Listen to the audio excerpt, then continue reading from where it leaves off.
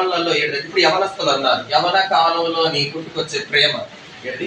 యవన కాలంలో పుట్టుకొచ్చే ప్రేమ. అసలు యవనస్తులకి ప్రేమ అంటే ఏంటో కూడా తెలియదు. యవనస్తుల మధ్య ఉండేది కేవలం ఏంటంటే ఆకర్షణ. ఏంటి చెప్పండి?